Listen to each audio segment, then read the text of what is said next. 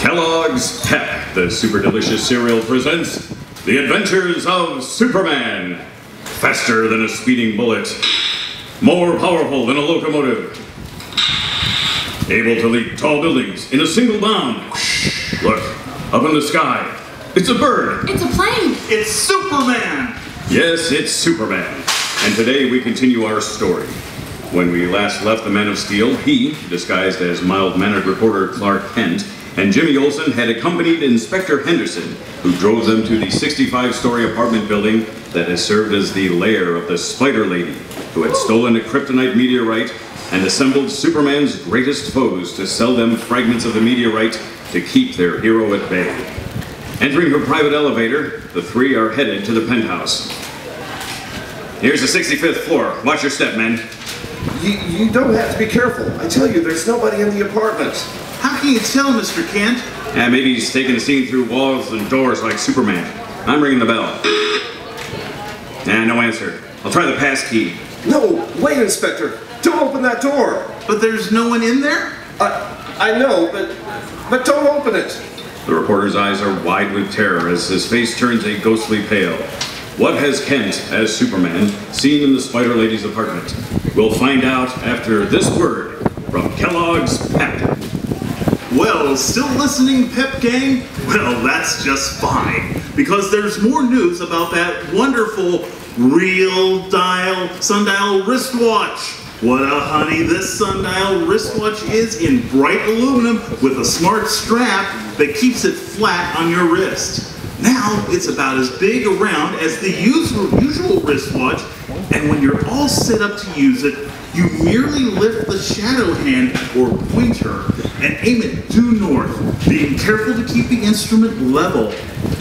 The sun casts the shadow of the pointer on the dial, showing the hour of the day. It's a barrel of fun, gang, as well as something really worth having when you're out in the sun away from any clocks. Say, on a scout patrol or out in the country. I'm sure that you know sundials have been used for telling time since ancient days when men still believe in witches and ghosts. And this one is a modern, streamlined version. Here's how you can get one. Just send in 2 box tops marked top from packages of that super delicious whole wheat flake cereal, Kellogg's Pep, along with 10 cents in cash and your name and address clearly printed to Superman, Box 157, Battle Creek, Michigan. Yay! Don't delay. Send for your sundial wristwatch tonight so you'll get it that much sooner. And now, back to the adventures of Superman. In the foyer of the Spider Lady's 65th floor apartment, Kent, pale and trembling, his eyes glazed, staggers backward into the elevator. Listen. Well, what's the matter, Mr. Kent? Are you sick? I feel a little weak, Jim. Gosh, you're pale as a ghost, and you're shaking. I'll be all right in a minute. I didn't look in the flower pots. I took for granted the Spider Lady would take the stuff with her. Oh, what stuff? What are you talking about, Mr. Kent? Look, Jim, I want you to listen and do exactly as I say. I want you to go into the apartment. Well, aren't you coming? I can't. Now, don't interrupt. There's a flower pot standing near the entrance to the living room. In the dirt, there's a tiny chunk of green glowing metal. I want you to get it. What for? Jimmy, pick up that piece with your handkerchief, not with your bare hand. Then take it to Dr. Milligan at the University of Metropolis Laboratory as fast as you can. But why? Never mind the whys or whats. Get the piece of metal to Dr. Milligan quickly. Tell him I'll be there very soon. Now go, hurry. Now wait, Mr. Kent. If Inspector Henderson sees me take anything, he'll toss me into the hoosegow. No, he won't. There's more of the stuff in the other flower pots in the living room and on the terrace. In fact, you might bring them to the inspector's attention so it'll take them to headquarters. But warn him not to touch the stuff with his bare hands. Now go on. But where are you going? I've never seen anyone ask so many questions. I'm taking this elevator down to see if any other officers have arrived. I'll send it back up with them. A short time later at the University of Metropolis, Superman knocks on the laboratory door of Dr. John Milligan, world-famous physicist. Good evening, Doctor. Superman, come in, come in. Why, I haven't seen you since you assisted in the atomic experiments. Come on into the laboratory and tell me what I can do for you. If you don't mind, I prefer we talk right here. But wouldn't we be much more comfortable? I'm sorry, Doctor, but there's something very dangerous to me in that laboratory on your desk. I know it sounds fantastic, but that tiny green glowing metal that young Olsen just left with you is my deadliest enemy. What? That is a fragment of the former planet Krypton, where I was born, and by some strange chemical reaction, I lose all my strength when I come within 10 feet of it. Well, I can't believe it. I'm afraid it's only too true. That meteorite, that fragment was stolen from the late Dr. Whistler's safe by my enemies. Last night, they almost succeeded in doing away with me. I'm sure when they learn I'm still alive, they'll try again to destroy me. What can I do? I need you to study that piece of kryptonite on your desk and see if there's any way I can defend myself from it. Well, I'll do my best, but I can't promise you anything. I understand. Well, I'm counting on you, Doctor. You're my last hope. And if you find anything, contact Clark Kent at the Daily Planet. Tell him you need to see me. Don't give the message to anyone else. Kent, I'll do everything in my power. Let me walk you to the elevator. Actually, I see your skylight is open. I'll use that if you don't mind. Up and away! Leaping through the laboratory skylight, Superman streaks through the night sky, taking on his desperate search for the Spider Lady and the remaining pieces of kryptonite. But meanwhile, in another part of Metropolis in a laboratory, this one, a small basement room, a strange scene is taking place. Under the dim glow of a single bulb hanging from the ceiling, two men lean over a test tube suspended over a Bunsen burner. In the tube is a small piece of green glowing metal and a heavy purplish liquid which boils violently, giving off a bright light and white steam. Everything I tried, Cross, and I am still unable to dissolve the kryptonite. All day and all night you work on this, the Teufel. Why is it so important to dissolve the kryptonite? Simple. Because of its effect on Superman, I am convinced the kryptonite is an even greater source of atomic energy than uranium. But why is it so important that the kryptonite dissolve? You will see for yourself. But first, I must return to the Black Forest of Germany, where Herr Professor Meg waits. He is a great scientist, a great chemist, a genius. He will be able to dissolve the kryptonite if anyone can. But Klaus, the Spider Lady, the Vulture, and the Laugher seek everywhere for me, as do the American police. I need you to create papers and a disguise for me. But why undertake such a dangerous task? It's only right you tell me. Dumkov! It is I that... Very well, Kraus. I will tell you. When Professor Meg is able to dissolve the kryptonite, I intend to use it to create an Atom Man. Yeah, an Atom Man from whose very fingertips will unleash such a fury of horror and destruction upon our enemies as they have never dreamed of. My Atom Man will reduce the great Superman and our enemies to something less than dust. Now, will you arrange for me to return to Germany? Yeah, it will be done at once, the Teufel. The plot against the Man of Steel is spreading swiftly, dangerously. But what of the villainess whose plot to steal the kryptonite set the recent events in motion? In the back room of a small book and gift shop in a fashionable district of Metropolis, the Spider Lady angrily hurls a stack of telegrams at the feet of her little henchman, Snickers. My agents can't find a Teufel in Detroit. They can't find him in Los Angeles. They can't find him in Cuba, or Mexico, or Canada. Where is he? Oh, he's a sly one, he is. But if you listen to me, you'll forget all about him. Forget about him. Are you crazy, Snickers? He got away with a quarter of the kryptonite worth $1 million. Aye, but I'd like to make him pay, I would. But we still got 3 pieces of the bloomin' stuff left. And every day that blinking Daily Planet newspaper is putting out descriptions of us on the front page. We can't be out looking for the Teufel. When if somebody sees us, they call the Barbies. Don't worry. We're safe here. I don't like it. Look it, Widow. Let's just sell what's left of the bloomin' kryptonite and get out of here. No, not until I see Teufel dead. Now get off that chair. I want to use the typewriter. I'm going to send a special delivery message to all of my agents around the world, telling them that I'm raising my price to $200,000 for Der Teufel.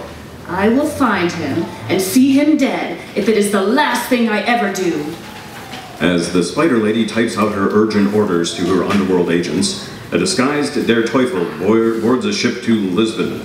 Meanwhile, haggard from his unrelenting search for the Spider Lady and the Kryptonite, Superman, disguised as Clark Kent, is in the teletype room at police headquarters with Inspector Henderson. Here's the flash from Washington. No soap, Kent. The fellow they picked up as Papa Rausch was a respectable high school teacher, a refugee. If you'd only listen to me, Inspector, and concentrate the search on the Spider Lady and Snickers, they have the kryptonite. Oh, you and your kryptonite. I thought you had better sense, Kent. Believing a piece of fallen meteorite could harm Superman. It can do more than that. It could destroy him. What? Look, I've always had a lot of respect for you, Kent, but after that crack... Hey, you think I'm crazy? Let me tell you, Inspector... Call for you, Inspector. Thanks, Miss Harding. I'll be right along. I had the call transferred here to the teletype room. Excuse me, Kent. Henderson speaking. Oh, yes, Haley. Say that again? What? A fire with green flames? What have you been drinking? Inspector? Quiet, Kent. What was that, Haley? I didn't get that. Murder? Well, why didn't you say something before? Yeah, sure, I'll come right out. I'll see you shortly. Well, how do you like that, Kent? Haley gives me some cockamamie story about a fire in a basement, a fire that burns with green flames, he says. Before he breaks down and tells me there was a murdered man in the basement. Come on, let's go have a look. Green flames. I wonder if it could be. Eagerly, Clark Kent hurries from police headquarters with Inspector Henderson. Upon their arrival at the scene of the fire, the basement of a dingy tenement house, the basement, equipped as a laboratory, has been half burned out, and the charred walls are a strange green. Kent, Henderson, and the police surgeon examine the two men lying on the basement floor. One, a short, foreign-looking old man with thin gray hair and stubbly beard, lies on his side, dead, the blade of a knife stuck in his back. The other man... Inspector, third-degree burns. He won't last much longer, I fear.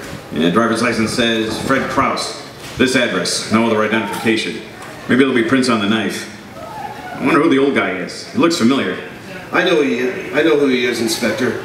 Dr. Alexander Orlovsky, finance minister for Belgravia.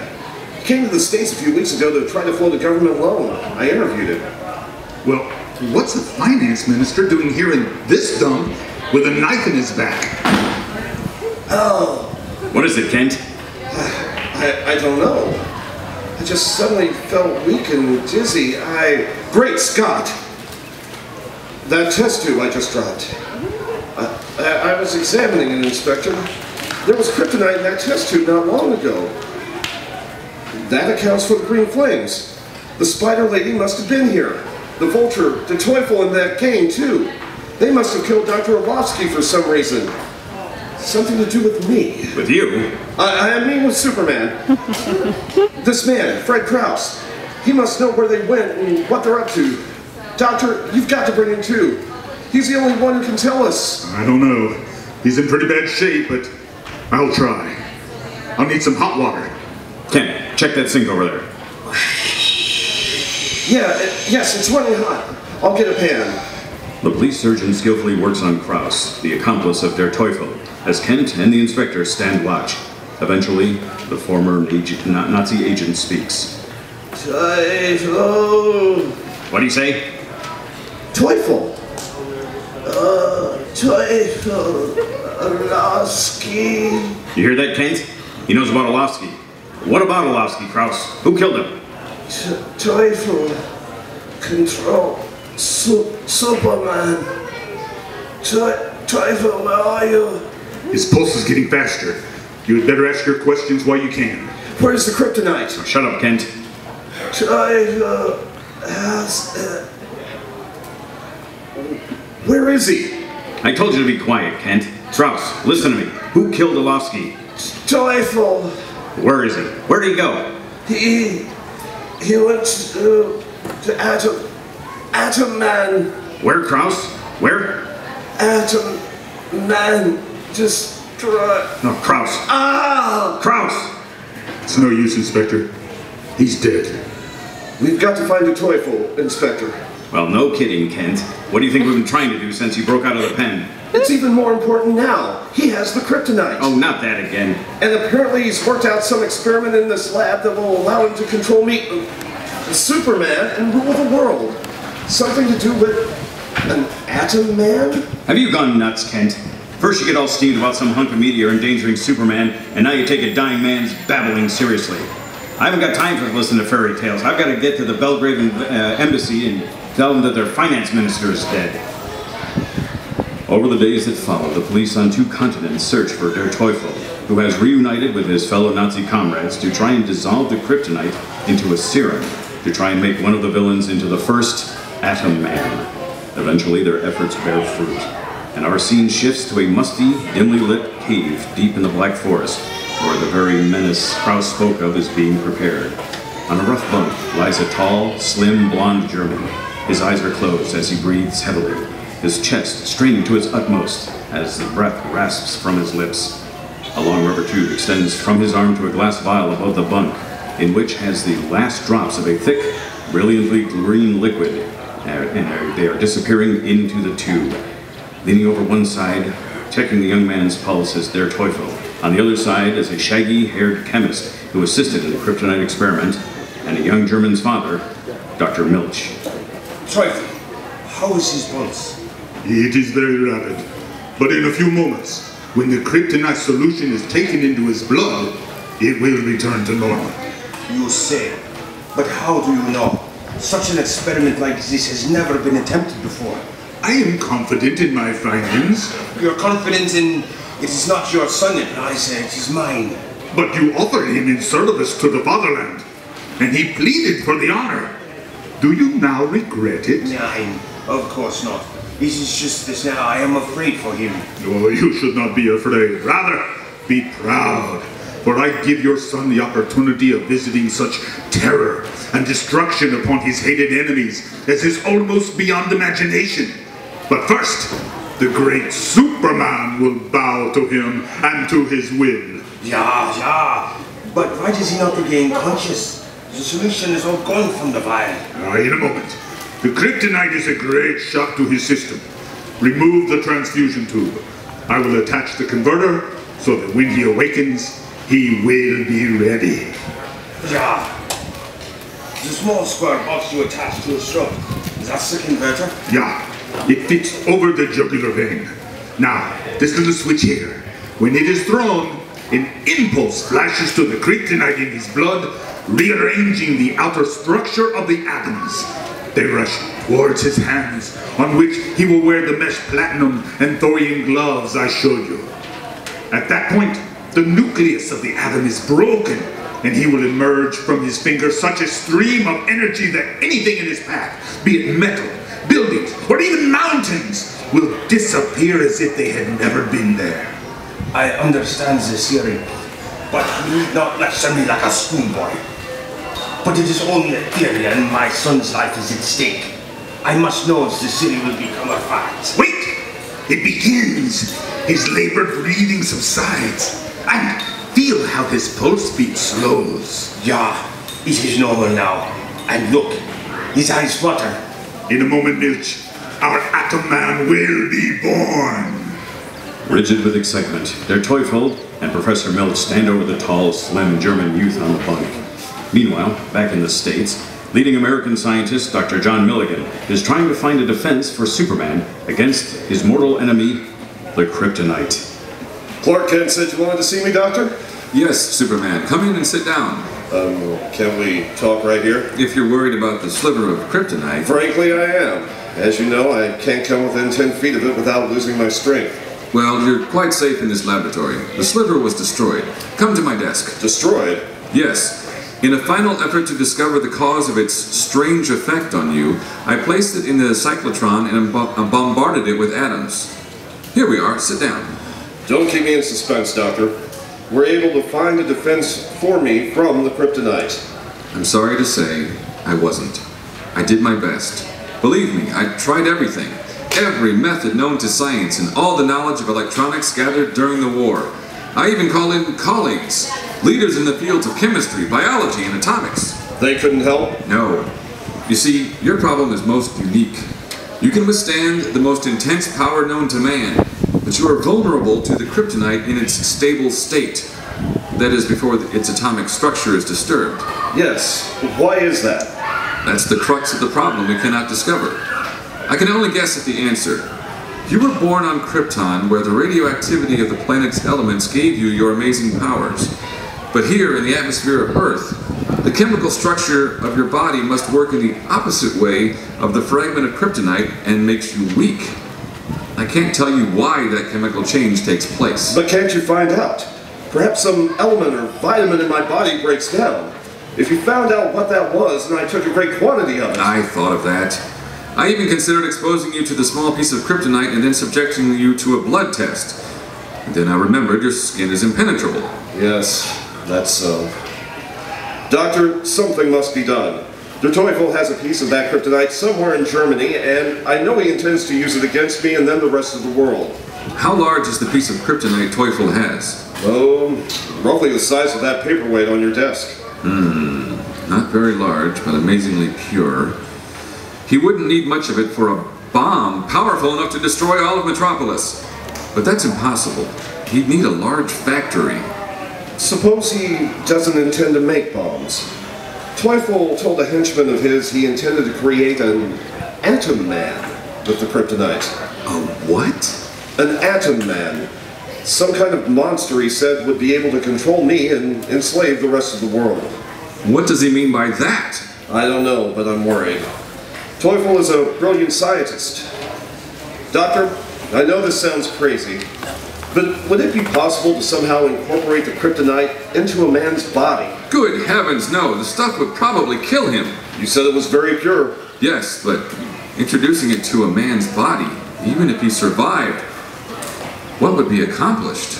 If Teufel found a way to harness and release the tremendous atomic power you say there is in the kryptonite while in the human body, well, he'd have his atom man, wouldn't he? Teufel isn't that clever. I'd say it would be practically impossible. Well, that's a relief. Now, if only I could find some defense for the kryptonite. Well, I haven't been able to invent a defense, but I am working on something now that may help you. A detector. We were able to measure the humming sound the kryptonite makes and its gamma rays. Using a radar principle, we are building the detector now that will warn you about the kryptonite while it is still some distance away, at least 100 yards. That would give me a fighting chance, at least. When will it be ready? Late today, I hope. My assistants are working on it now. Let me show you. As the scientist guides the man of tomorrow into the laboratory, let's jump ahead in time.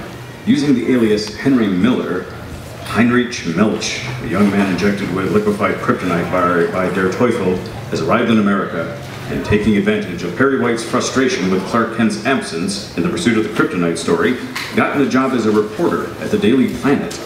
He appears to be a normal-looking young man, blonde and Nordic-looking, but speaking perfect English with no trace of an accent.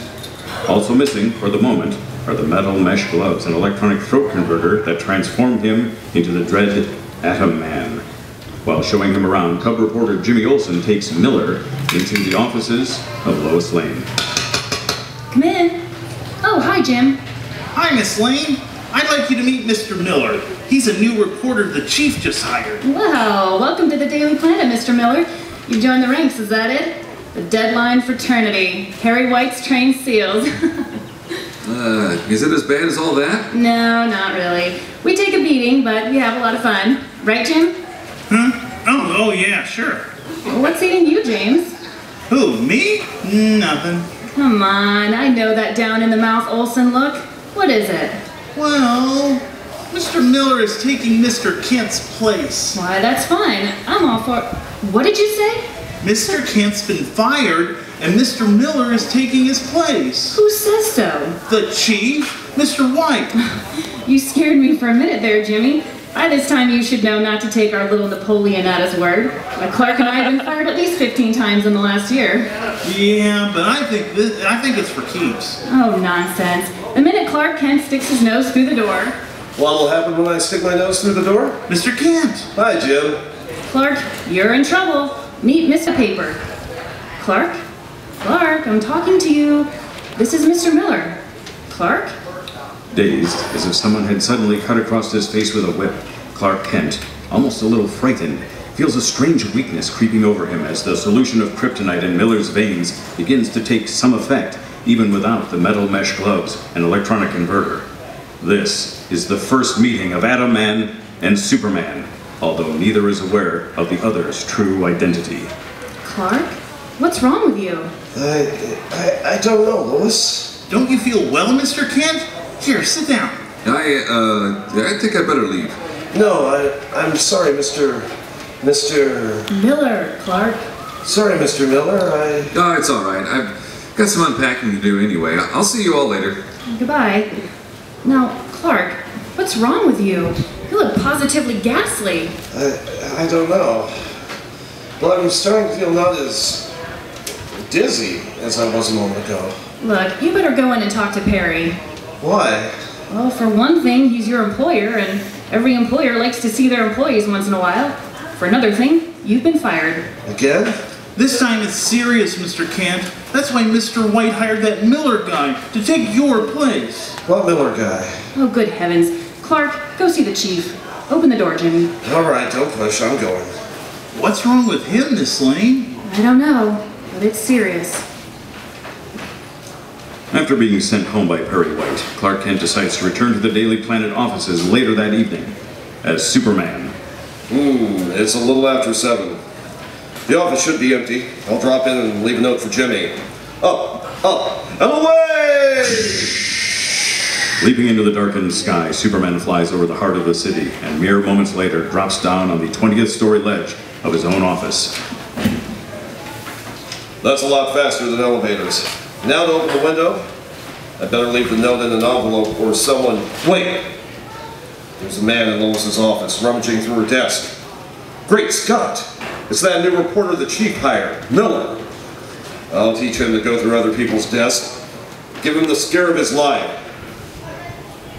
Having a good time, my friend? Oh, Superman! Well, is that all you have to say? No, I'll have more to say in a minute. Plenty more to say. Startled at having come face to face with the one person he has traveled 4,000 miles to find, Miller's hands slip into his pockets of his jacket, reaching for the metal gloves and the electronic converter that turns him from an ordinary human being into a destructive monster. An Atom Man. He can scarcely believe his good fortune. And Superman, unaware of what he is in for, stands in the doorway looking on. If you're reaching for a gun, Miller, you're wasting your time. You'll see what I'm reaching for. Swiftly, Miller straps on the small metal converter box across his throat, directly over his jugular vein, and flips the switch, energizing the kryptonite atoms in his blood. Miller, what are you doing? That strange noise. And those strange gloves. You'll see that as well, Superman. What's happened to your voice? Miller! You can stop calling me Miller, Mr. Kent. Let me introduce myself. I am the Atom Man. No! Don't try to move. Stay back! You're helpless now. Don't come near me! Raising his metal gloved hand, the Atom Man advances on the Man of Steel, who stands rooted to the spot as all the superhuman strength in his muscles drains away. Step by step, the atomic monster in human form moves forward. Finally, he stops. His cruel lips curl in a deadly smile. This is the end, Superman. In a moment, you die. No! Sharp explosions and a blinding white-hot flash of light fly from Atom Man's metal mesh-clad fingers, jagged green sparks that hit Superman's chest like bolts of lightning. Is this the end? Has the one and only survivor of an amazing civilization that once thrived on the planet Krypton finally met his master? Superman, whose strength has been beyond measure, whose impenetrable skin could turn back as sharp as steel, whose unfailing devotion to truth and justice struck fear into the hearts of those who would prey on their fellow man? Has he become victim to that strange, mysterious power? Atomic energy? We'll find out in just a moment. Say, it's a big moment, isn't it, gang? When Mom opens a box of Kellogg's Pep. Because right away, you're looking for one of those exciting new comics buttons all the gang are collecting. You're wondering which button you'll get. If it'll be a new one to add to your collection or a duplicate you can have the fun of trading with one of your pals. You'd sure hate to miss out on all the fun the rest of the fellas and gals are having with these new comic buttons. So ask Mother to get you a package of that super delicious whole wheat flake cereal, Kellogg's Pep. Because that's the only way you can get these keen-looking buttons. You can't buy them anywhere, and you don't send in any money, not even box tops. You just look in the Pep package, and there you are, a sharp new comic button, or military insignia, or warplane button. It's your prize from PEP Pep, from Kellogg's of Battle Creek. And now, back to the adventures of Superman. The massive explosion caused by the feedback of the Atom Man's powers against the impenetrable skin of the Man of Steel blasts the two Titans out of the Daily Planet building and through the skies of Metropolis until they come to rest alongside the city's reservoir, creating a giant crater at their point of impact. As they regain their senses, the battle resumes. Miller, the Atom Man, pointing his metal-gloved hands aloft, sending shafts of green lightning hissing and crackling at Superman, who whirls and spins and darts like some green and grab the metal converter box from Miller's throat. Screaming like a maniac, Miller hurls bolt after bolt at the Man of Steel, watches him falter in midair like a wounded bird, and then barely swoops out of range. Come closer, I dare you. You're afraid of me. Ha ha. Superman is afraid of me. Gasping for breath, his mighty muscles weakening from the bombardment of atomic power, Superman clings to the top of a tall tree to regain his strength. The Atom Man whirls around, seeing him, and with his strange metal mesh-covered hands outstretched, green lightning hurtles from his fingertips, splitting the tree in half, sending them to the ground with a roar like Jovian thunder. Now for you, Superman. Eyes gleaming like a madman, the monster points his hand at the tree where Superman clings, laughing triumphantly as the atomic green lightning strikes the very top, then coils around the limbs like an electrified snake, and uproots it and hurls it, blackened and scorched to the earth. As Superman falls to the ground with crashing branches, the Atom Man rushes towards him. Now I've got you. This time you're through. No! Suddenly there is a violent burst of wind, a blue and red blur as Superman bounds from the ground and rockets like a bullet at the Atom Man, grabs the villain. Up, away! High into the pale moonlight soars the Man of Steel with a fiercely struggling Atom Man in his arms. 5,000 feet. 10,000 feet. I'll kill you! I want that converter from your throat. No, never! I'll rip it off you if I have to. What are you doing? Get your hands off my shoulders! I'll kill you! Let go! I said, your power weakening me! I warned you, you fool. I said I'd finish you! Fastening his metal-gloved hands around Superman's shoulders, the Atom Man winces his powerful foe shudder, feels him weaken and groan. Die, Superman! Stop! My strength almost! The terrible atomic power smashes again and again against his weakened body. Superman loses consciousness. His head falls to his chest, his eyes close, and his strong arms relax their grip on his opponent. I'm falling. Screaming in terror, the Atom Man feels himself falling. Shrieks in panic, he sees the ground below rushing up to meet him. A few feet away, his red cape billowing around his limp body, Superman falls too, faster and faster. The two deadly enemies, both of them helpless now, plummet towards the bank of the city's North Canal, where soldiers and police officers, attracted by the amazing green lightning miles above, stare upward in open-mouthed wonder. And then, two smashing, sickening thuds. At first the Atom Man, and then the Man of Steel strike the earth and lie still. A few moments later, Superman opens his eyes to see the anxious face of Inspector Henderson looking down at him. Hello. Hello, Inspector. You all right, Superman? Yes, I think so. No, don't try and get up. I'm all right. Miller, the Atom Man. What about him? He's finished. Are you sure? No doubt about it. Look, I'm not sure exactly what happened here tonight, but I think you saved Metropolis. We owe you your thanks. Don't thank me, Inspector. The city and I myself remain in danger. There's still a group of villains out there with chunks of kryptonite. But for now, the threat of Teufel's Atom Man has passed. And even in this moment of his greatest triumph, Superman knows that his work is never done. Join us next year as the Man of Steel embarks on a new and exciting adventure. Superman is a copyrighted feature appearing in DC Comics magazines. Stay tuned for more of the 2014 Superman Celebration. Yeah!